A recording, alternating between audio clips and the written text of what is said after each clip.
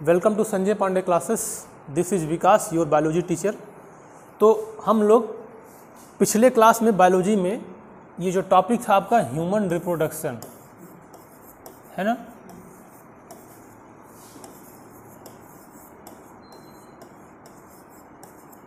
Human reproduction का topic पढ़ रहे थे। थोड़ा सा रिकैप कर लेते हैं, उसके बाद फिर हम लोग शुरू करेंगे आगे का। तो पिछले क्लास में हमने अगर देखें तो हम लोग पिछले क्लास में अब जैसे क्या है ना, ह्यूमन रिप्रोडक्शन जब हम लोग पढ़ना शुरू किए थे तो ये बताए थे कोई भी अगर सिस्टम पढ़ा जाएगा तो ये कहलाता है रिप्रोडक्टिव सिस्टम। तो हम लोग ह्यूमन का पढ़ रहे थे। अगर सिस्टम आएगा तो उसमें ज़रूरी यही है कि एक से अधिक ऑर्गन सब पार्टिसिपेट करेंगे ना, या इसको हम लोग यही बोल सकते हैं ह्यूमन रिप्रोडक्टिव सिस्टम भी तो बोल सकते हैं ना। ये बात समझ आ रही है ना, इसको सिस्टम भी तो बोल सकते हैं। तो सिस्टम बोलेंगे तो पक्का इसमें एक से अधिक ऑर्गन पार्टिसिपेट करेंगे। जैसे ह्यूमन में अगर देखा जाए तो दोनों मेल में और फीमेल में अलग अलग टाइप के होते हैं। तो एक हो गया मेल रिप्रोडक्टिव सिस्टम और दूसरा हो गया फीमेल में।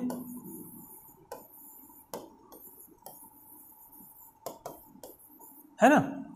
तो पहले हम लोग को मेल का अलग पढ़ना होगा, फीमेल का अलग पढ़ना होगा, क्योंकि जो ह्यूमंस होते हैं ये होते हैं यूनिसेक्सुअल की बाइसेक्सुअल, यूनिसेक्सुअल होते हैं ना, मतलब मेल अलग फीमेल अलग। तो इनका अलग पढ़ना पड़ेगा, इनका अलग पढ़ना पड़ेगा, और इनका भी सिस्टम होगा, इनका सिस्टम अलग पढ़ना होगा और इनका सिस्टम अलग पढ़ना होगा। पास में आ गई। तो हम लोग इसके पहले वाली क्लास में क्या पढ़े थे, जो मेल रिप्रोडक्टिव सिस्टम है इसका पूरा स्ट्रक्चर कैसे बना है, किसको किससे मिल के बनते हैं, गैमेट का फॉर्मेशन कहाँ होता है, ये सब हम लोग पढ़ रहे थे। अब इसके बाद आज हम लोग फीमेल रिप्रोडक्टिव सिस्टम पढ़ेंगे, लेकिन अब उसके पहले थोड़ा सा हम लोग अब पिछले वाले क्लास के आधार पर रिकैप जल्दी जल्दी कर लेंगे कि क्या क्या चीज़ देखने को मिला था। अब देखिए ये दिखाई दे रहा है मेल रिप्रोडक्टिव सिस्टम। अब अगर इसमें पढ़ा जाएगा तो इसमें 4 पार्ट पढ़े थे हम लोग। पहला तो एक था टेस्टिस जो कि पेयर में थी, इसे हम लोग बोले थे primary sex organ, in male का बात होगा ये। दूसरा पढ़े थे एसेसरी डक्ट। डक्ट मतलब क्या होगी, अगर जहाँ पे टेस्टिस में जो गैमिट बनेगा उसको अपने टारगेट तक पहुँचने की जो प्रोसेस जिसके थ्रू जाएगा उसको क्या बोलेंगे, डक्ट, है ना। डक्ट क्या है, डक्ट मतलब एक पाइप ही है, जहाँ जहाँ से मूव करेगा वही डक्ट था। तो इसमें rete testis, vasa efferentia, epididymis, vas deferens, है ना, ejaculatory duct, urethra, tip of penis, इतना स्ट्रक्चर था एसेसरी डक्ट में। उसके बाद एक्सटर्नल जेनेटेलिया में जो पेनिस होता है, जो बाहर दिखते हैं, वो बोलते हैं एक्सटर्नल जेनेटेलिया, उसको हम लोग पढ़े थे। और चौथा नंबर पे क्या था, 3 ग्लैंड थी, एसेसरी ग्लैंड। अब एक था सेमिनल वेजाइकल जो कि पेयर में था, दूसरा था प्रोस्टेट ग्लैंड जो सिंगल था, और बल्बल थर्ड ग्लैंड जो कि पेयर में था। कभी कभी क्वेश्चन बताए भी थे इस बार भी इसमें कि कभी कभी पूछा हुआ इसमें से पेयर कौन है और सिंगल कौन है। तो प्रोस्टेट ग्लैंड सिंगल होती है और ये सेमिनल वेजाइकल और बल्बल थर्ड क्या होती हैं, पेयर में होती है। ये हम लोग पढ़े थे, है ना। उसके बाद ये पूरा रिप्रोडक्टिव पार्ट का स्ट्रक्चर था। अगर इसको देखेंगे हम लोग तो ये कुछ ऐसा दिखाई दे रहा था ना, इस तरह से। तो अगर देखें तो इधर का एक टेस्टिस है, ये पूरा इधर, और एक इधर, ये बीच में ये पेनिस वाला पार्ट है जिसको एक्सटर्नल जेनेटेलिया बोलते हैं। अब इसके अंदर ये ऐसे लोब्यूल थे, फिर इसके अंदर ये ऐसे यहाँ से स्पर्म फॉर्मेशन होके फिर ऐसे मूव करता था, फिर इधर टारगेट से पहुँचते थे, है ना। और ये तीनों ग्लैंड है, ये सेमिनल वेजाइकल है, ये प्रोस्टेट ग्लैंड है, और ये वाली बल्बो यूरेथ्रल ग्लैंड है। बात में आ रही। और इसके बाद हम लोग क्या समझते हैं कि अगर हम लोग को समझना है कि इसके अंदर स्पर्म का फॉर्मेशन कैसे होता है, तो इतने पार्ट को, टेस्टिस को हम लोग जूम किए, मतलब इसको कट करके बड़ा करके देखे, तो जैसे यहाँ होगा वैसे भी यहाँ होगा, है ना। अगर एक को देख लेंगे तो हमको दूसरे को आइडिया लग जाएगा। और उसके पहले हम लोग ये पढ़े थे कि जो ये एक्सटर्नल जेनेटेलिया अर्थात पेनिस है, इसमें जो ये मसल्स होती हैं उसको हम लोग इरेक्टाइल टिश्यू बोलते हैं, है ना, जो कि इरेक्शन में बहुत ज़्यादा पार्टिसिपेट करती हैं। इरेक्शन कैसे होता है, इसमें अगर ब्लड की सप्लाई बढ़ेगी तो इरेक्ट हो जाएगा, अगर ब्लड की सप्लाई कम हो गई तो फ्लैसिड हो जाएगा, मतलब थोड़ा सा इरेक्ट नहीं रहेगा। और उसके बाद इसमें जो बाहर इधर वाले पार्ट थे उसको बोला गया था फॉरस्किन, जो कवर करता था। और जो ये चौड़ा वाला पार्ट होता था जिसे ग्लांस ऑफ पेनिस बोलते थे, है ना। अब हम लोग इसके बारे में अगर समझेंगे तो टेस्टिस की जो चौड़ाई होती है 2 से 3 ये सेंटीमीटर और ये होता है 4 से 5 सेंटीमीटर, है ना। और अब ये वही स्ट्रक्चर है, इस वाले को कट करके इतना कट किया गया और इसको समझा गया कि इसके अंदर क्या क्या चीज़ पाया जाता है। तो देखिए यही वाला सबसे पहले तो ये टेस्टिकुलर लोब्यूल था, ये वाले जो दिखाई दे रहे हैं ये ऐसे ऐसे वाले, है ना, ये टेस्टिकुलर लोब्यूल थे, ये ऐसे। अब इस लोब्यूल के अंदर क्या भरा होगा, ये जो व्हाइट कलर का दिखाई दे रहा है ऐसे, हम अभी तो रेड हो गया व्हाइट कलर से, इसको बोला गया था सेमनीफेरस ट्यूब्यूल्स, जो कि 1 से 3 ईच लोब्यूल्स में हाँ चाहे लोब के चाहे लोब्यूल्स में होते हैं। उसके बाद ये जाके ये जो स्ट्रक्चर था इसको रेटी टेस्टिस बोलते थे। इसके बाद वासा इफ्रेंसिया ये वाला जो स्ट्रक्चर था, है ना। अब इसके बाद स्पर्म कहाँ बनेगा, सेमनीफेरस ट्यूब्यूल्स के अंदर, यहाँ बनेगा, फिर ऐसे मूव करेगा, रेटी टेस्टिस में जाएगा, फिर से वासा इफ्रेंसिया में जाएगा, फिर ये जो चौड़ा वाला एरिया है इसको हम लोग बोलेंगे इपिडेडाइमिस। अब इपिडेडाइमिस में स्पर्म का स्टोर हो सकता है ना। इपिडेडमिस के ये 2 पार्ट, नीचे वाले को टेल बोल सकते हैं, आगे वाले को हेड बोल सकते हैं। और उसके बाद फिर वास डिफेंस है। वास डिफेंस ये पाइपलाइन थ्रू जिसके थ्रू जाएगा, फिर स्पर्म फिर कहाँ पहुँचेगा, ये यहाँ पे ऐसे, है ना, फिर इजाकुलेटरी डक्ट यहाँ आएगी, फिर ये प्रिंस ऐसे निकल जाएगा। ये हम लोग अच्छे से पढ़े थे, बस ये रिकैप कर रहे थे आज। अब हम लोग को ये पता था कि जो सेमनीफेरस ट्यूब्यूल्स है, इस सेमनीफेरस ट्यूब्यूल्स में स्पर्म का फॉर्मेशन होता है। तो ये जो ऐसे होते हैं 2 से 3, एक ये ऐसे पाइप है, ये है ना, ये ऐसे पाइप है। अब इस पाइप को अगर हम लोग ऐसे बीच से कट कर देंगे, अब इसको कट करके देखेंगे तो ये कुछ ऐसा स्ट्रक्चर दिखेगा, ये वाला स्ट्रक्चर, ये वाला, है ना। और उसके पहले एक बात और डाटा था कि स्पर्म का फॉर्मेशन एक दिन में लगभग 120 मिलियन स्पर्म बनता है ना। और एक इजाकुलेशन में 200 से 300 मिलियन रिलीज होता है। इजाकुलेशन मतलब इंटरसेक्सुअल कोर्स के समय जब स्पर्म होता है 200 से 300 स्पर्म रिलीज होते हैं, बात में आ रही है। और उसके बाद स्पर्म प्लस सेमिनल प्लाज्मा को बोलते हैं सीमेन, ये आगे भी मिलेगा। ये इस सेमिनल प्लाज्मा कहाँ से रिलीज होता है, ये जो सेमिनल वेजाइकल्स है इसी के अंदर सेमिनल प्लाज्मा बनता है। और जब ये रिलीज होते हैं तो जब आते हैं तो ये केवल स्पर्म नहीं रहता, ये सीमेन बोलते हैं उसको, है ना, क्या बोलते हैं उसको, सीमेन, बस में आ गई। तो इसके अंदर अब इसी के अंदर स्पर्म का फॉर्मेशन होता है, ये पूरा उसका एक स्ट्रक्चर है, ये एनसीईआरटी में भी डायग्राम बनाया गया अच्छे से। अब इसके अंदर कैसे फॉर्मेशन होता है उस प्रोसेस को एक्चुअली हम लोग बोलेंगे गैमिटोजेनेसिस का प्रोसेस, है ना, गैमिटोजेनेसिस। अब गैमिटोजेनेसिस में ये 2 पार्ट होता है, मेल का होगा तो क्या बोला जाएगा, स्पर्मेटोजेनेसिस, है ना। और अगर फीमेल का होगा तो oogenesis, है ना। तो ये हम लोग समझेंगे। अब देखिए, अब ये हो गया। अब मेल के बाद हम लोग को अब पढ़ना है फीमेल का रिप्रोडक्टिव सिस्टम। पहले मेल का पढ़ लिए हैं, अब आज हम लोग शुरू करेंगे फीमेल का रिप्रोडक्टिव सिस्टम। फिर उसके बाद दोनों के अंदर गैमीट कैसे बनता है ना। तो आज हम लोग समझेंगे फीमेल रिप्रोडक्टिव सिस्टम। दिखाई दे रहा है ये, तो फीमेल रिप्रोडक्टिव सिस्टम ये भी देखिए किससे किससे मिल बना होता है। देखिए उसमें क्या था, टेस्टिस, और इसमें क्या होगा, ओवरी। और ओवरी भी देखिए पेल्विक रीजन में होती हैं, है ना, पेल्विक रीजन में, और ये बॉडी के अंदर ही होती है। टेस्टिस क्या थी, बॉडी के बाहर था। किस लिए था, क्योंकि टेम्परेचर कम चाहिए, किसके लिए, स्पर्म फॉर्मेशन के लिए। अगर उसके अंदर ही रहेगा तो स्पर्म का फॉर्मेशन नहीं हो पाएगा।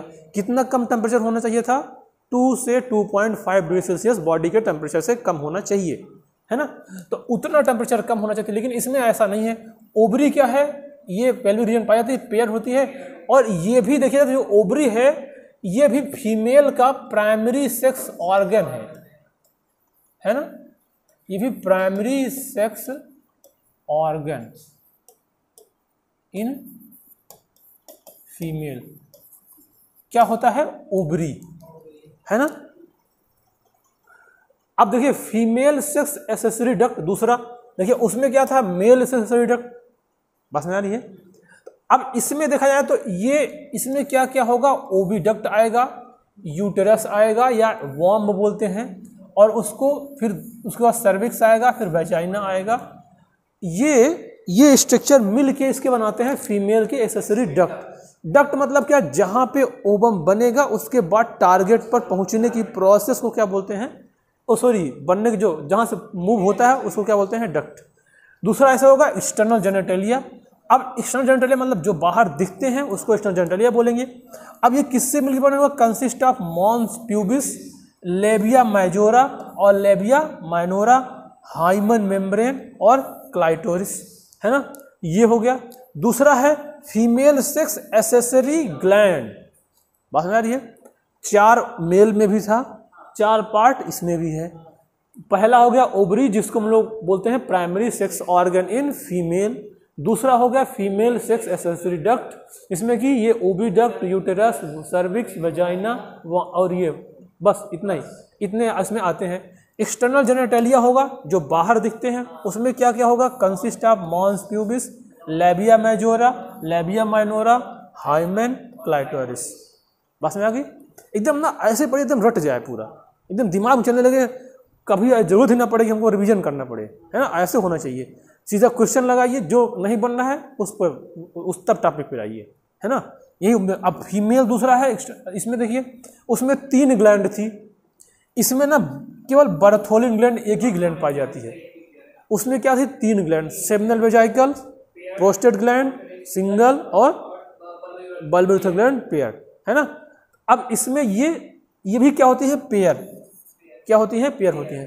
तो अब इतना चीज हम लोग को फीमेल रिप्रोडक्टिव सिस्टम में पढ़ना है। बस में आ गई। इस सिनेरियो पे हमको फीमेल रिप्रोडक्टिव सिस्टम को पढ़ना है। चलिए हम डायग्राम दिखाते हैं। अब उसके पहले अच्छा थोड़ा सा एक बात और समझ लेते हैं। देखिए ये जो होती है ना, क्या बोलते हैं, ये देखिए यहाँ पे लिखा है female reproductive system plus memory gland. Actually जब फीमेल रिप्रोडक्टिव सिस्टम को पढ़ा जाएगा तो उसके साथ में मेमोरी ग्लैंड को ही पढ़ा जाएगा। एक्चुअली ऐसा क्यों करते हैं, क्योंकि उसका कोई कनेक्शन ऐसा नहीं है डायरेक्ट, मतलब ना तो ये फीमेल रिप्रोडक्टिव का पार्ट है, ना उसका ऐसा कोई डायरेक्ट ऐसा कनेक्शन है, लेकिन इसको साथ में इसलिए पढ़ा जाता है क्योंकि एनसीईआरटी हमारी यही कहती है कि जो मेमोरी ग्लैंड है ये फीमेल रिप्रोडक्टिव सिस्टम में सपोर्ट करते हैं। किसके लिए, ओवुलेशन के समय, फर्टिलाइजेशन के समय, प्रेगनेंसी के समय, बर्थ एंड चाइल्ड केयर के समय। अब यही तो होता है रिप्रोडक्टिव पार्ट, रिप्रोडक्टिव सिस्टम, है ना, मतलब रिप्रोडक्टिव में ये सब भी होते हैं ना, जैसे बेबी बनेगा, उसका डेवलपमेंट होगा, फिर उसका डिलीवरी होगी, फिर उसका चाइल्ड केयर होगा, ये सारा पार्ट उसमें आएगा। तो इसलिए मेमोरी ग्लैंड को भी इसी में पढ़ा जाएगा। बस में आ गई। तो हम लोग उसमें मेमोरी ग्लैंड को भी पढ़ेंगे, ठीक है। अब थोड़ा सा एक एनसीईआरटी एक बात कहती है कि जो ओवेरियन प्रोड्यूस है, जो ओवरी है, जो ये आपकी ओवरी है, हम लोग जहाँ वही पढ़ेंगे आगे, ये जो ओवरी है ओवरी में कुछ चीज़ सीक्रेट होता है। तो अब इसमें जो प्रोड्यूस करते हैं वो एक तो करता है ओवम बनाएगी, ओवरी से क्या बनेगा, ओवम, और दूसरा क्या बनेगा, स्टेरॉयड हार्मोन, जिसमें कि एस्ट्रोजन और प्रोजेस्टेरॉन। तो ये हार्मोन्स ओवरी से प्रोड्यूस होंगे और ये ओवम प्रोड्यूस होंगे। पास में आ गए।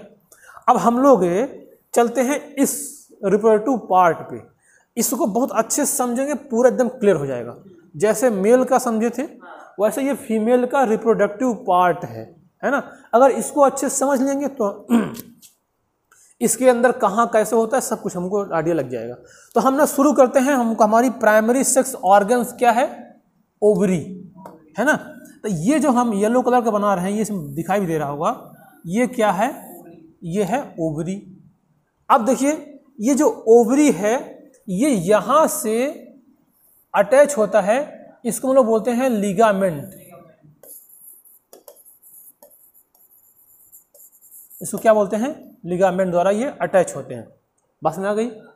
अब ये तो हम लोग बात कर चुके हैं, इसका जो ये होता है 2 से 4 सेंटीमीटर, और ये कितना होता है, एक होता है 2 से 4, एक होता है 3 से 4 ना, भूल गया क्या, एक सेकंड। हाँ फीमेल का भी, अच्छा इसका फीमेल में केवल ये बताया गया है, केवल इसका जो चौड़ाई है ना 2 से 4 सेंटीमीटर ओवरी की बताया गया है। बस में आ गई। अब देखिए ये किससे जुड़ा होगा, लिगामेंट से। और लिगामेंट ये इधर यूटेरस की वाल है, लिगामेंट किससे जुड़ा होगा, यूटेरस से। ये क्योंकि जिससे ये खिसकने ना पाए, कहीं दूसरे स्थान में जाने पाए, ये हो गया। अब देखिए उसके बाद हम इसे इधर से आगे चलेंगे ऐसे, तो इधर से आगे चल के हम लोग इधर से शुरू चाहे करेंगे क्योंकि इसमें इधर इंडिकेट है। तो ये वाला क्या है, ओवरी है ना, इधर क्या है, लिगामेंट, और इसके बाद ऐसे दोनों तरफ देखिए, इधर भी और इधर भी ऐसे स्ट्रक्चर दिखा था। तो ये एक्चुअली ये वाला फैलोपियन ट्यूब है। तो इसको हम लोग बोलते हैं फैलोपियन ट्यूब, ये पूरा जो है। अब इस ट्यूब में जो ये सबसे नीचे फिंगर लाइक प्रोजेक्शन है, ऐसे ये दिखाई दे रहा है ना, ये ऐसे ऐसे, ये ऐसे, इसको हम लोग क्या बोलते हैं, इसको हम लोग बोलते हैं फिम्बरी, है ना। और उसके बाद जो ये वाला स्ट्रक्चर है शुरू में, इतना पार्ट, बस इतना पार्ट, बस ये पार्ट वाइज अलग अलग डिवाइड कर दिया गया है। जैसे इतने पार्ट को इसको बोलते हैं इनफंडिबुलम, है ना, क्या बोलते हैं इसको, दिखाई दे रहा है, इसको बोलते हैं इनफंडिबुलम। फिर ये आगे जब बढ़ेंगे तो ये अगला स्ट्रक्चर है, मान लीजिए यहाँ से लेके यहाँ तक, इसको बोलते हैं एम्पुला। और उसके बाद ये जो स्ट्रक्चर आगे फिर से ये है यहाँ तक, इसको बोलते हैं इस्थमस। बस में आ गई, वही इधर भी होगा, है ना। तो इनफंडिबुलम, एम्पुला, इस्थमस, इस सब मिला के फैलोपियन ट्यूब बोलते हैं। और इसी को या तो ओविडक्ट भी बोलते हैं। बस में आ गया ना। अब देखिए ओविडक्ट का पार्ट ये तीनों है, ये वाला नहीं है, जो ये फिम्बरी होती है ये ओविडक्ट का पार्ट नहीं, ये बात ध्यान दें क्योंकि क्वेश्चन भी से आ चुका है। हाँ, इनफंडिबुलम, एम्पुला, इस्थमस, है ना। अच्छा, कभी कभी ना क्वेश्चन आया गया था कि ओवरी के पास ओविडक्ट का कौन सा पार्ट है, ओवरी के पास ओविडक्ट का कौन सा पार्ट है, ओविडक्ट का, फिम्बरी इसका पार्ट नहीं है, इसी तो कंफ्यूजन, हाँ इसीलिए तो कंफ्यूजन करके गया था कि अब पक्का पहला ऑप्शन कौन दिया था, फिम्बरी। बच्चा तुरंत मारा, अच्छा फिम्बरी पास में ही तो है, मारो 4 नंबर मिल गया, 1 नंबर का, है ना। हाँ, तो पूछा था ओवरी के पास में ओविडक्ट का कौन सा पार्ट है, तो बोला जाएगा इनफंडिबुलम, है ना। देखिए क्वेश्चन बहुत कठिन नहीं आते हैं, बस इसी आपको घुमा देगा। बस वो सोचता है ना, जब क्वेश्चन बनाते हैं सोचता है कि हम इसे कहाँ गलती करवा लें, जब वो क्वेश्चन सेट करते हैं ना बस वो दिमाग में यही रहता है। हाँ, क्योंकि ये बात वो रहता है कि एनसीईआरटी आपको बाहर, हाँ इसको एनसीईआरटी बाहर जाना नहीं है, एकदम डिसाइडेड है कि एनसीईआरटी बाहर नहीं जाना, आपको इसी में खेलना है। आप जितना दिमाग ला सकते हो वो लगाओ, बस में आ गई। तो लगा देखे, लगा दिमाग गलत कर देंगे पक्का बच्ची पहली बार। तो ये इसका इस्थमस, एम्पुला ये हो गया। जानते एम्पुला एक्चुअली ना सॉरी, जो ये एम्पुला है, एम्पुला एक्चुअली कॉमन वर्ड है, हमको ये और स्थानों में मिलेगा। जैसे कोई एक ट्यूब जा रही है, जैसे मान लीजिए कि यहाँ बताएं, अगर हम मान लीजिए कि ऐसे कोई ट्यूब है, बॉडी में बहुत सारे स्थान पे आपको ट्यूब मिलेगी। अगर ये ट्यूब कहीं पे ऐसे थोड़ा सा वाइड हो गई है, चौड़ी हो गई है, तो अगर ये कोई भी ट्यूब अगर चौड़ी हो गई ना तो उसको हम लोग फिर एम्पुला बोल देंगे। अभी आगे मैं मेरी ग्लैंड में देखने को मिलेगी, चाहे इसको आप इंडिकेटर से लिख लीजिए, हाँ चाहे इसको आप ऐसे लिख लीजिए। अगर कहीं पे भी ये ट्यूब है ये ऐसे चौड़ी हो गई है तो उसको बोला जाएगा एम्पुला। तो ये जो यहाँ पे है एक्चुअली ये ना एम्पुला रीजन थोड़ा सा ऐसे वाइड होता है, ये थोड़ा सा ऐसे चौड़ा होता है हाँ बाकी सबसे। तो अगर कहीं पे भी अगर ट्यूब वाइड हो गई है तो उसको बोला जाएगा एम्पुला। बस में आ गई। अब दूसरा, अब आगे चलेंगे इधर, चाहे इधर चलेंगे तो इधर ये वाला जो रीजन है इसको बोलते हैं यूटेराइन फंडस, दिखाई दे रहा है, इसको क्या बोलते हैं यूटेराइन फंडस। और उसके बाद ये जो पूरा इसके अंदर है ये कहलाता है यूटेराइन कैविटी, यानी इसी को फिर हम लोग बोलते हैं यूटेरस।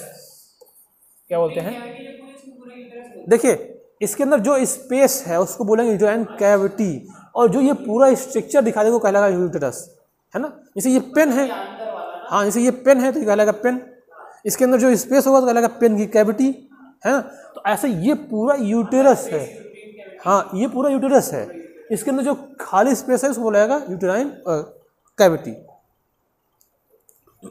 ठीक है। तो अब देखिए इसके बाद ये हो गया कैविटी। अब इसमें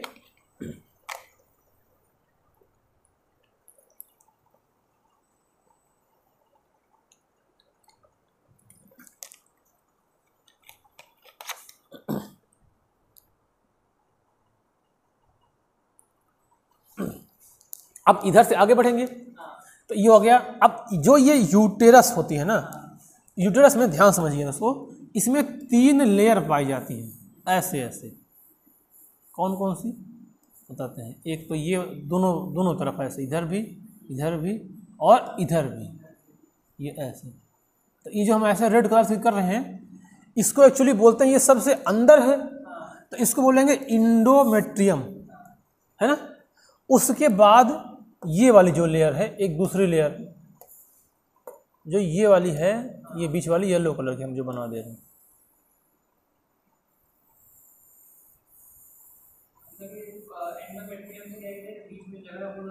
हाँ। जैसे क्या सबसे नीचे क्या हो गई, इंडोमेट्रियम जो रेड कलर की थी, और जो येलो को बना रहे हैं इसको बोलते हैं मायोमेट्रियम। क्या बोलते हैं इसको, मायोमेट्रियम। और जो ये बाहर दिखाई दे रही है ये वाइट कलर की, हाँ, ये जो आउटर है इसको बोलते हैं पेरीमेट्रियम, है ना। ये वाली क्या हो गई, इंडोमेट्रियम। ये वाली क्या हो गई, मायोमेट्रियम। ये वाली क्या हो गई, पेरीमेट्रियम। ऐसे 3 लेयर इधर भी होंगी, इधर भी होंगी और इधर भी होंगी। बात समझ आ गई। इनका काम अभी पड़ेगा, हम बताएंगे इसका क्या काम होता है। इन तीनों लेयर का भी काम होते हैं, इनकी जरूरत पड़ती है ना।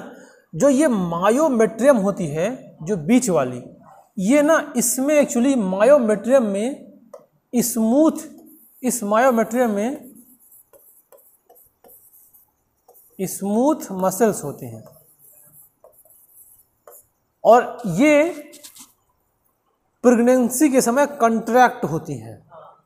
क्योंकि जब प्रेगनेंसी डिलीवरी के समय, क्योंकि कंट्रैक्शन तो तब होगा जब बेबी डिलीवरी होनी होगी, तो बेबी डिलीवरी के समय ये क्या होता है, कंट्रैक्ट होता है, जिससे कि ये नीचे खिसके।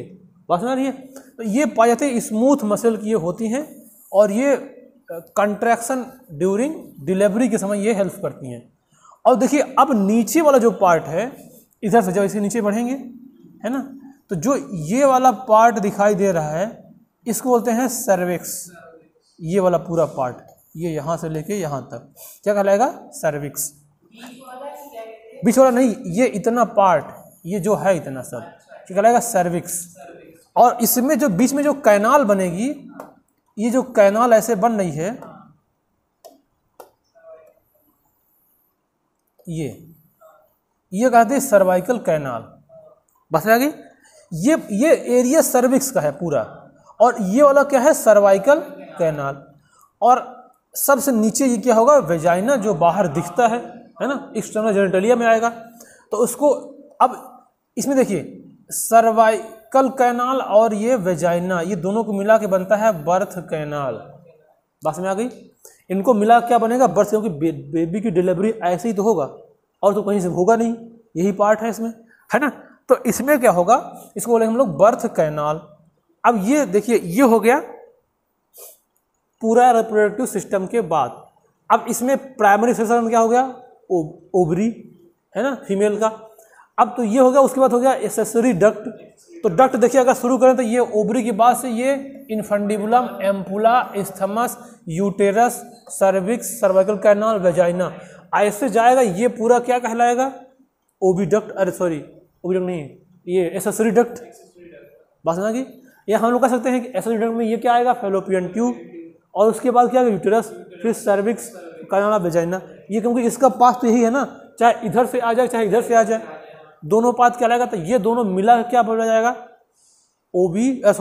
Accessory duct. तो ये हो गया प्राइमरी सेक्शन, ओवरी और एसेसरी डक्ट हो गया, है ना। अब इसमें एक्चुअली एक जो ग्लैंड होती है, बर्थोलिन ग्लैंड थी ना, ये यहाँ पे बर्थोलिन ग्लैंड। ये बर्थोलिन ग्लैंड अब ज़्यादा इंपॉर्टेंट नहीं, क्योंकि इसको शायद एनसीटी से हटाया गया है, ज़्यादा बात नहीं, बस ये कि लेकिन इतना ध्यान रखना कि पेयर में होती हैं, बस इतना ध्यान रखना कि पेयर होती हैं, है ना। ये भी इंटरसेक्सुअल कोर्स के समय हेल्प करती हैं। बच्चों में कुछ ऐसा, हाँ, यूट्रस के बाद होती है, इसमें कुछ ऐसा म्यूकस निकलता है जिससे कि उसका एसिडिटी को कम कर सके, और स्पर्म जब आए तो उसको मोबिलिटी दे सके, और ज़्यादा स्पर्म मर न जाए, है ना, उसको इस तरह से ये काम करते हैं। ठीक है, तो ये पूरा हो गया फीमेल रिप्रोडक्टिव सिस्टम। बात समझ आ गई। अब हम लोग थोड़ा सा देख लें एनसीईआरटी, एक नज़र मान लेते हैं एनसीईआरटी में।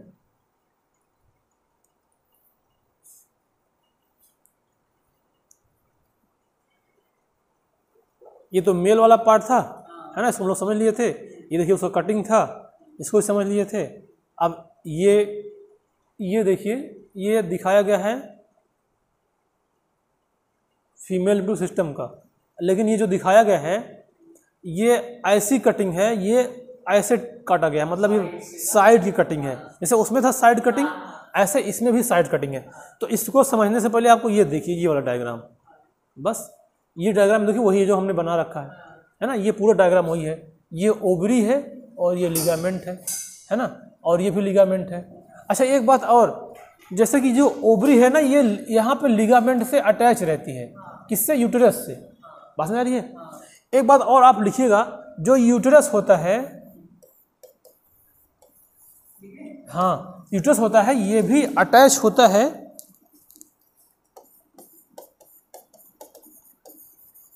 Attach to abdominal wall through ligament. ठीक है, देखो जैसे ये ओवरी लिगामेंट से यूटेरस अटैच होता है, वैसे ये यूटेरस लिगामेंट के द्वारा एब्डोमिनल वॉल से अटैच होगा। बस में आ रही है?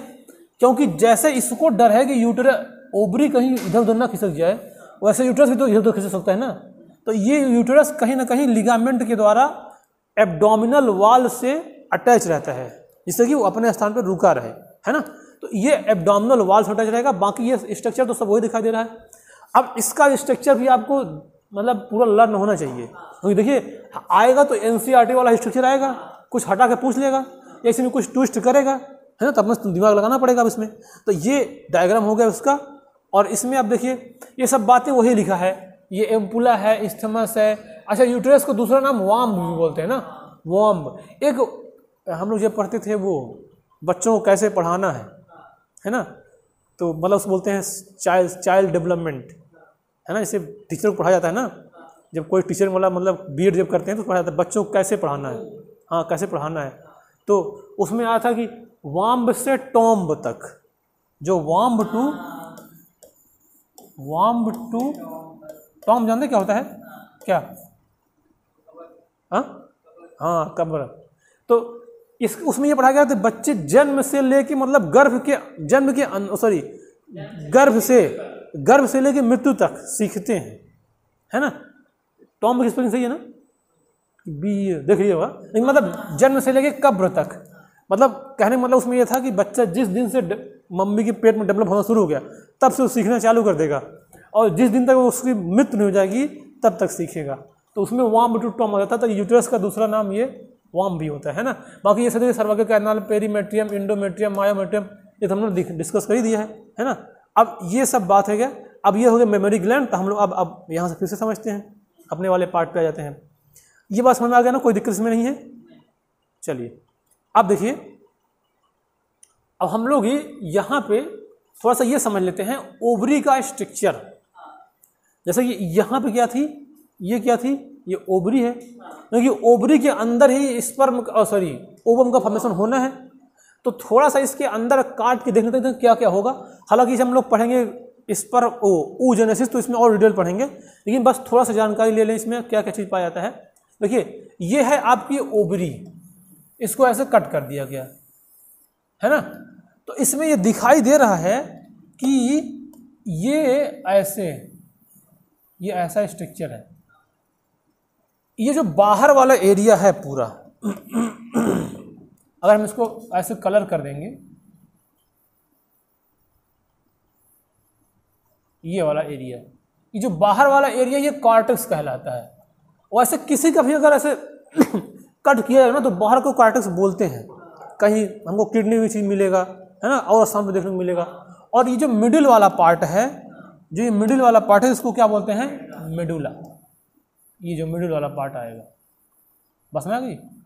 अब ये भी पूरा, हाँ ये ओवरी कट करेंगे तो कॉर्टेक्स मिलेगा, मेडुला मिलेगा, बस में आ गई। इतना रीजन इंडिकेट होगा। ये वही बोल है।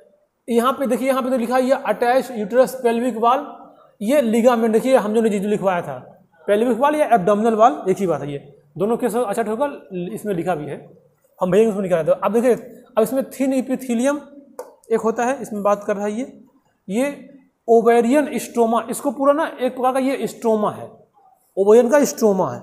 अब इसमें क्या क्या देखने को मिलेगा, यही पेरीफेरल मतलब बाहर चारों ओर क्या मिलेगा, कॉर्टेक्स, और इनर मतलब अंदर क्या मिलेगा, medulla.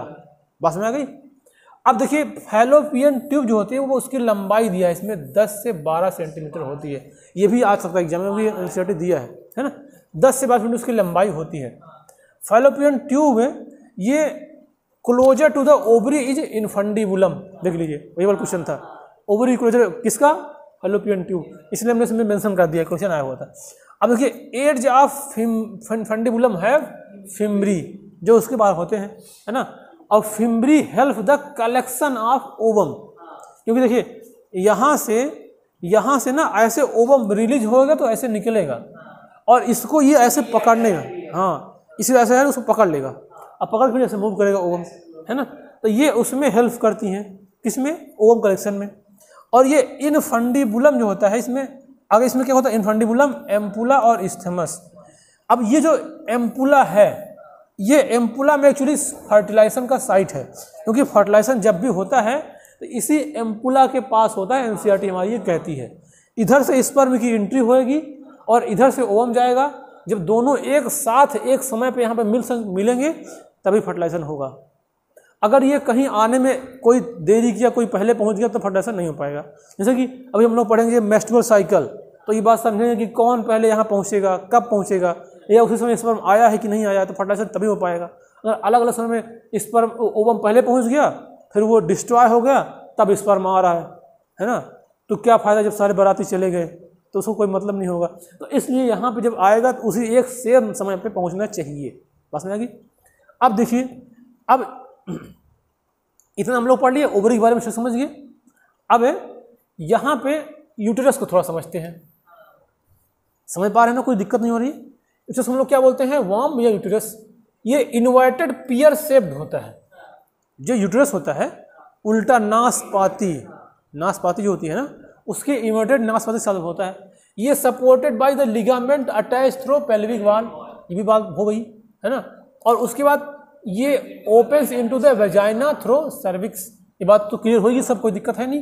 Cavity of cervix cervical canal, है ना, और सर्वाइकल कैनाल प्लस वेजाइना बोलेंगे बर्थ कैनाल, है ना, सब बात हम लोग कर लिए डिस्कस। अब उसको देखिए वॉल ऑफ यूटेरस।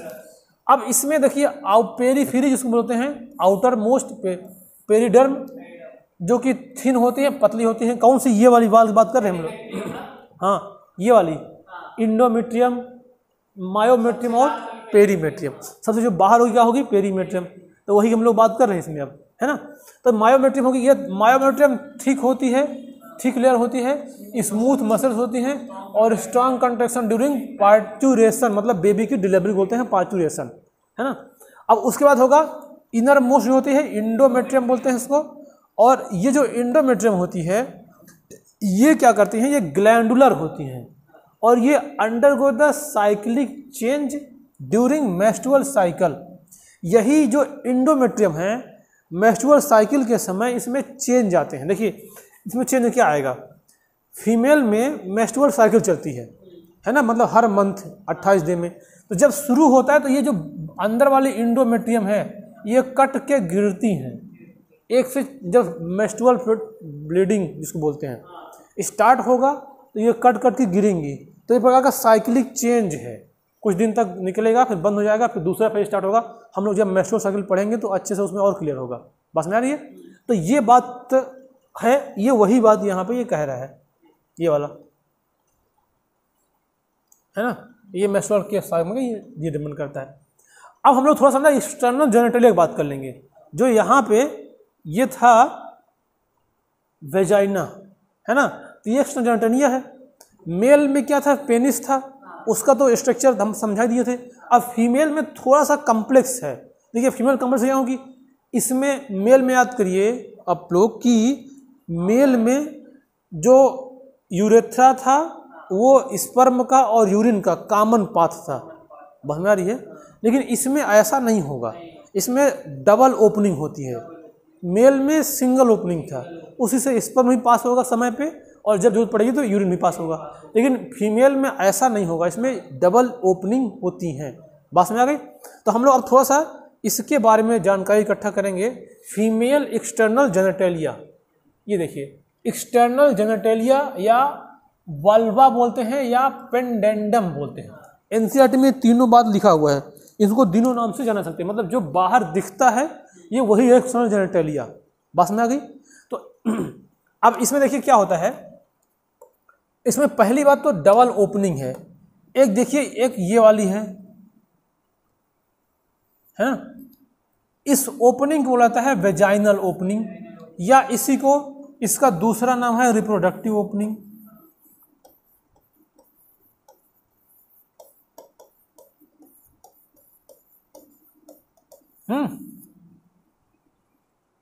अब देखिए यहां पे इस वेजाइनल ओपनिंग के ऐसे बगल बगल में ये होती, देखिए ग्लैंड है, ये दिखाई दे रहा व्हाइट कलर की। कौन सी ग्लैंड है? बर्थोलिन ग्लैंड, जो एक ही ग्लैंड थी ना, पेयर में थी, एक इधर और एक इधर। पास में आ गई?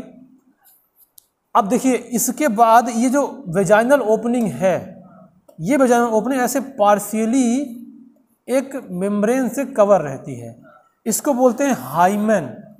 क्या बोलते हैं? दिखाई दे रहा है ना, उसको बोलते हैं हाइमेन मेम्ब्रेन। अभी इसके बारे में बताते हैं क्या होता है ये।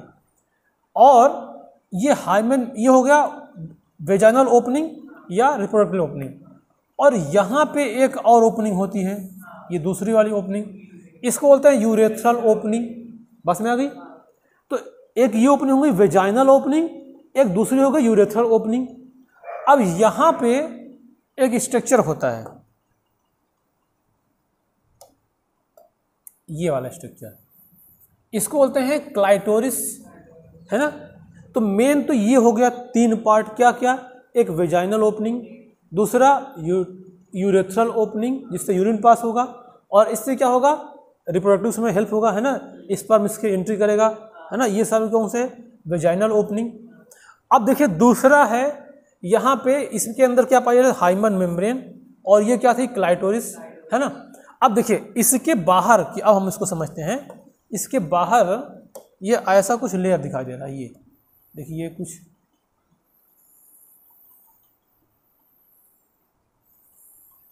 ये सब कुछ दिखाई दे रहा है। ये दोनों इधर वाले, इसको हम लोग बोलेंगे लैबिया माइनोरा। ये वाला क्या है? ये लैबिया माइनोरा है। और उसके बाद लैबिया माइनोरा के बाद ये वाला जो स्ट्रक्चर है, एक्चुअली ये ऐसे फोल्डेड रहता है, जो लैबिया माइनोरा से फोल्ड होकर अंदर तरफ घुसा हुआ होता है ना। और इसके बाद जो ये वाला पार्ट है, ये इसको बोलते हैं, ये इसके बाद वाला पार्ट भी ऐसे फोल्ड होकर इसके अंदर रहते हैं, है ना। तो ये अंदर तो हो गया लैबिया माइनोरा, और ये ऐसे फोल्ड होकर बन जाता है, ये जो स्पेस दिखा दे रहा है फोल्ड होकर अंदर बन जाएगा। और उसके बाद इधर वाला जो पार्ट, बाहर वाला, सबसे बाहर वाला पार्ट है, ये ऐसे, ये दिखाई दे रहा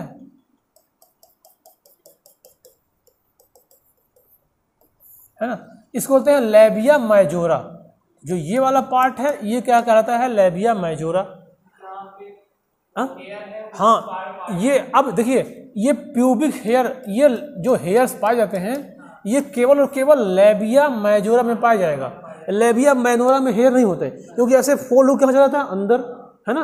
वो जरूरत पड़ने पर बाहर आ जाता है, लेकिन क्या है, अंदर रहता है। तो लैबिया माइनोरा इनफोल्डेड रहता है, इसमें कोई हेयर्स नहीं होते हैं। और जो ये लैबिया मेजोरा है, इसमें प्यूबिक हेयर पाए जाते हैं, इसको हम लोग प्यूबिक हेयर बोलते हैं, है ना। और जो ये ऊपर वाला पार्ट है ना, ये इसको बोलते हैं मांस प्यूबिस, इसमें भी हेयर पाए जाते हैं। ये जो है, ये तो आपका लैबिया मेजोरा है। और जो ये ऊपर वाला पार्ट है, जहाँ क्लेटोरिस होती है, उसके ऊपर यहाँ भी हेयर्स होते हैं, है ना। और इसको बोलते हैं मांस प्यूबिस। बात समझ गए? तो एक्सटर्नल जेनिटलिया के इतने पार्ट हो गए, इसमें कोई दिक्कत नहीं है ना। चलिए, अब हम लोग ये पढ़ लिए, जेनिटलिया पढ़ लिए।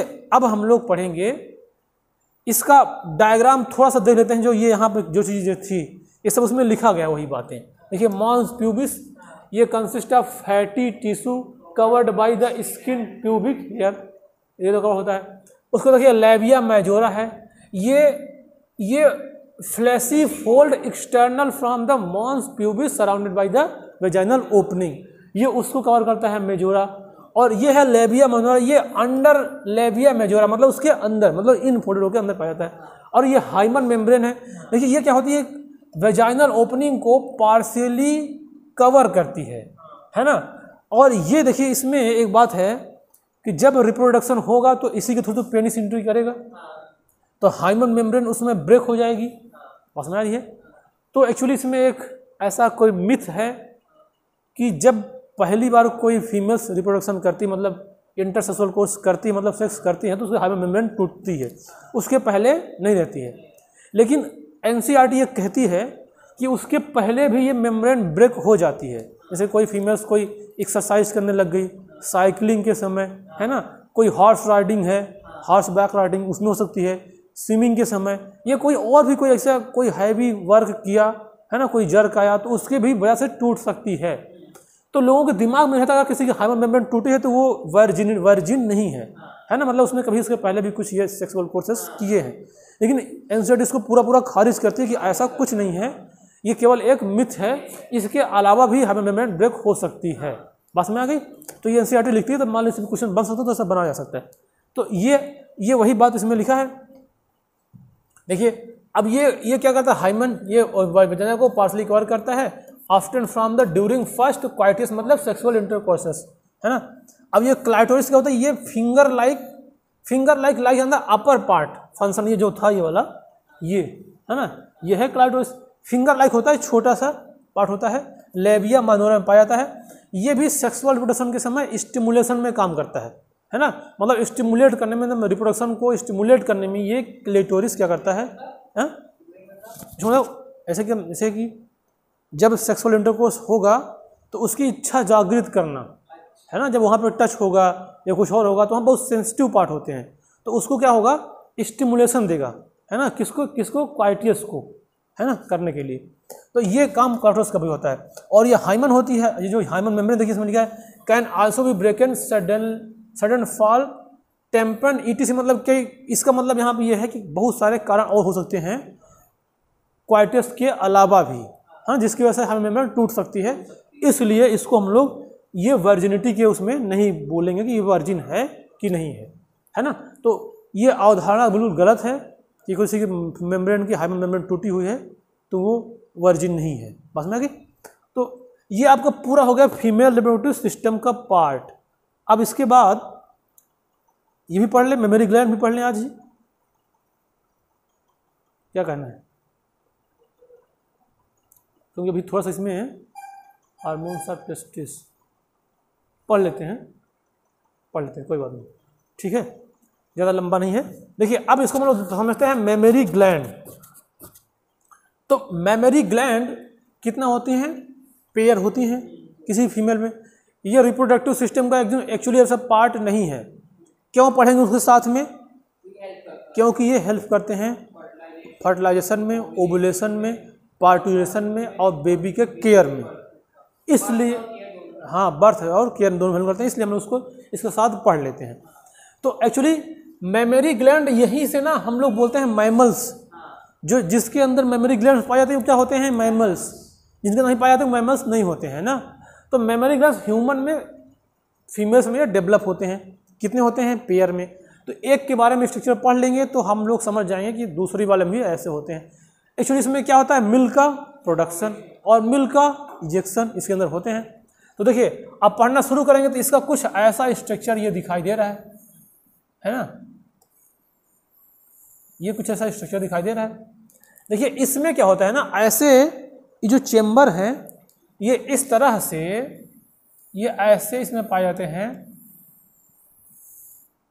मेमोरी लूब बोलते हैं इसको, जो ये हम बना रहे हैं स्ट्रक्चर वाला, इसको बोलते हैं मेमोरी लूब। देखिए वहाँ पर भी था टेस्टिकुलर लूब था ना, तो ये एक लूब टाइप से है। ये लगभग एक मेमोरी ग्लैंड में 15 से 20 होते हैं। बस ना, कितने होते हैं, 15 से 20। तो इसमें केवल 2 ही बनाया गया, लेकिन जैसे एक में होगा वैसे सब में समझ आ जाएगा। अब देखिए इसके अंदर, इस मेमोरी लूब के अंदर ये ऐसे छोटे छोटे ये पाए जाते हैं एल्वियोलस। बात समझ आ गई। अब देखिए इस एल्वियोलस से और पतले पतले पाइप नुमा स्ट्रक्चर निकलते हैं सभी। देखिए यहाँ से निकला ऐसे, इधर से निकला ऐसे, इधर से निकला ऐसे ऐसे। तो जो ये पाइप निकलता है इसको बोला जाता है मेमोरी ट्यूब्यूल्स। बस नहीं, इसको क्या बोलते हैं? मेमोरी लूप, जो कितना होता है 15 से 20। और इसके अंदर ये एल्वियोलस होते हैं, जिसको अब ये एल्वियोलस ऐसे एक पाइप के थ्रू ऐसे निकलते हैं, जिसको बोलते हैं मेमोरी ट्यूब्यूल्स। बात समझ आ गई। अब ये मेमोरी ट्यूब्यूल्स आगे चल के इकट्ठा हो जाएगा, एक पाइप बन जाएगा। और जब एक पाइप बनेगा उसको बोलते हैं मेमोरी डक्ट, है ना। उसके बाद ये जाके आगे एक दूसरे उसमें मिलेगा, है ना। उसको एक्चुअली बोलते क्या है समझते हैं? देखिए ये जब जाके आगे मिलेगा उसको बोलते हैं एम्पुला। आगे ना देखिए ये एम्पुला, क्या बोलते हैं इसको? एम्पुला। अब देखिए ये दिख रहा है ना, थोड़ा सा वाइड एरिया है ना, ये वाइड एरिया है। इसी तरह से इसका भी होगा, जैसे इसका ऐसा इसका है, और ऐसे 15 से 20 जितने भी होते हैं सब में इसी तरह से होता है। बस समझ आ रही है। अब देखिए इसके बाहर यहाँ पे ये ऐसा पाया जाता है, इसको बोलते हैं निप्पल, है ना। और इसी निप्पल के ऐसे नीचे नीचे आज है पॉइंट पॉइंट, मतलब जो स्पेस वहाँ से मिल्क निकलते हैं उसको बोलते हैं लैक्टिफेरस डक्ट। बात समझ गए? एक तो ये हो गया।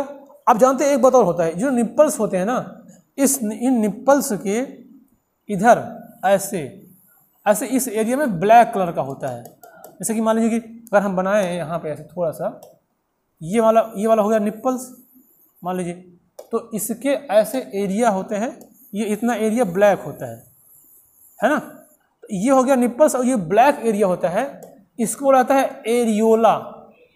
क्या बोला जाता है इसको? एरियोला। एरियोला। पास में आ गई।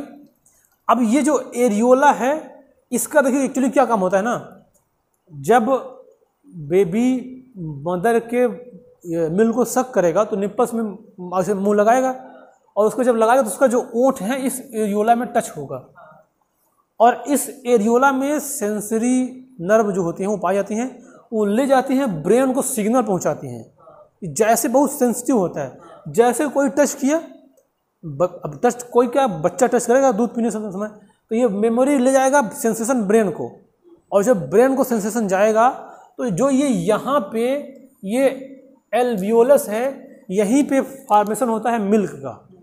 बस समझ आ गई। इसके अंदर मिल्क का फॉर्मेशन होता है, तो जैसे टच किया तो जो मिल्क का फॉर्मेशन रहेगा उसको ये बाहर निकालेगा तुरंत, और बाहर निकाल के उसके पास आएगा, है ना। तो एरियोला का ये काम होता है। अब देखिए इससे मिल्क बाहर कैसे निकलेगा, देखिए ऐसे निकलेगा। जैसे मान लीजिए कि यहाँ समझिए, जैसे मान लीजिए ये एक एल्वियोलस है, एल्वियोलर ये वाला, तो इससे हमकर ये पूरा मिल्क है, तो इससे बाहर निकलेगा। तो अगर कोई इसको ऐसे दबा देगा तो मिल्क बाहर निकल जाएगा। बात समझ रही है? तो अगर इसको कोई दबाएगा तो मिल्क बाहर निकलेगा। तो इसको दबाने का काम एक हार्मोन्स होता है, जिसको हम लोग बोलते हैं ऑक्सीटोसिन। ऑक्सीटोसिन नाम का ये हार्मोन, ये कैसे दबाएगा? एक्चुअली जब ऑक्सीटोसिन, जैसे हमने कहा कि यहाँ से मेमोरी, ये जब सेंसेशन गया ब्रेन को, ब्रेन निकलवाएगा ऑक्सीटोसिन हार्मोन्स, और ये करेगा इसके वाल में कंट्रैक्शन लाएगा, जिसकी वाल कंट्रैक्ट कर देगा। कंट्रैक्ट जैसे किया, हाँ, तो मिल्क बाहर आएगा। तो ऑक्सीटोसिन हार्मोन्स है जो कि मिल्क इजेक्शन हार्मोन्स इसको बोलते हैं। इसको लिख लीजिए, ये क्या होता है? Milk ejecting hormones. पास में आ गई। जो ये ऑक्सीटोसिन होता है ये मिल्क इजेक्टिंग हार्मोन्स है। अब देखिए, अगर जो ऑक्सीटोसिन है यहाँ पे भी ना कंट्रैक्शन का काम करेगा, क्या करेगा? कंट्रैक्ट करेगा। और ये ऑक्सीटोसिन एक स्थान पे और कंट्रैक्शन करता है, यानी कहाँ पे? जो ये यूटेरस था, ये जब बेबी की डिलीवरी होगी तो भी ये कंट्रैक्ट करेगा, यानी उस समय भी ऑक्सीटोसिन रिलीज होगा। जिस समय इसकी डिलीवरी होनी होगी उस समय भी ये रिलीज होगा और कंट्रैक्ट करेगा। बस समझ रही? तो यहाँ भी कंट्रैक्ट करेगा। तो कंट्रैक्ट होने की वजह से ये क्या होगा, मिल्क इजेक्ट होगा, बाहर आएगा, तो कंट्रास्ट होगा। और हम जानते हैं एक दूसरा हार्मोन्स और होता है, उस हार्मोन्स का नाम है प्रोलैक्टिन। हाँ, ये है प्रोलैक्टिन हार्मोन्स। ये प्रोलैक्टिन हार्मोन्स जो है इसका काम होता है मिल्क का प्रोडक्शन करना, प्रोडक्शन यानी फॉर्मेशन, ये कराता है। हाँ, मिल्क प्रोडक्शन, बस में आ गई। इसको लिख लीजिए, मिल्क प्रोडक्शन कौन कराएगा, प्रोलैक्टिन। और ऑक्सीडेशन करेगा मिल्क इजेक्शन। देखिए इसके अंदर मिल्क तब बनेगा जब वो प्रेगनेंसी हो जाएगी। जैसे अगर कोई फीमेल प्रेग्नेंट हो गई तो मिल्क का प्रोडक्शन चालू हो गया, और जब बेबी की डिलीवरी हो जाएगी तो उस समय ऑक्सीटोसिन रिलीज होगा और मिल्क का इजेक्शन होगा। ये क्वेश्चन बहुत बार आ चुका नीट में। प्रोलैक्टिन का होता है फॉर्मेशन, इजेक्शन कौन करता है, ऑक्सीटोसिन। हाँ, जब डिलीवरी हो जाती है तो ऑक्सीटोसिन रिलीज होगा और इजेक्शन में हेल्प करता है। बस में आ गई। अरे यही ये जो इजेक्शन होता है, ये जो ऑक्सीटोसिन होता है, ये टूट गया यार, एक सेकेंड, टूटा क्या, निकल चुका है इसका ये।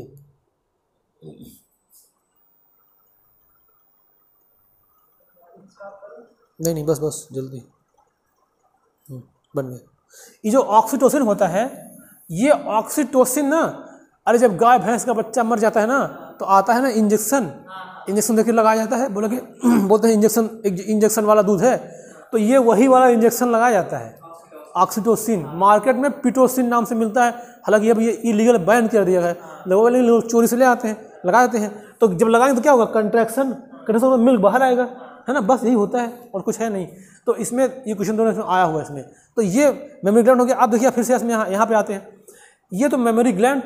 अब देखिए यहाँ इस मेमोरी ग्लैंड में यहाँ पे जो सब ऐसा डिपोजिट है ना, ये फैट है ना। तो ये फैट का डिपोजिशन हर स्थान पे होता है, फैट का डिपोजिशन हर स्थान पे होते हैं। अब जैसे कि इस मेमोरी ग्लैंड मतलब ब्रेस्ट का साइज बड़ा छोटा डिपेंड करता है इस फैट पे।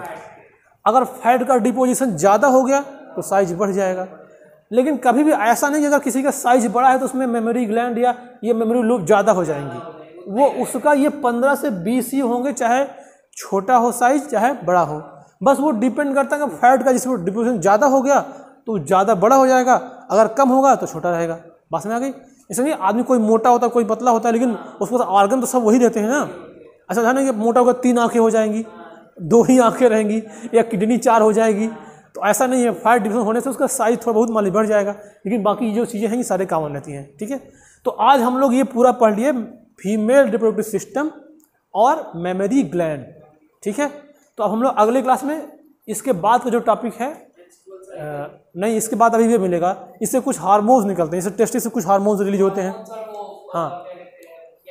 हाँ, इसको फिर ओवरी से कुछ हार्मोन निकलते हैं, उसको पढ़ेंगे। उसके बाद टेस्टिस में स्पर्म का फॉर्मेशन, ओवरी में ओंग फॉर्मेशन जिसको बोलते हैं, गैमेटोजेनेसिस, वो प्रोसेस पढ़ेंगे। ठीक है, तो हम लोग इतने पर रखते हैं, फिर आगे पढ़ेंगे। बंद कर दीजिए।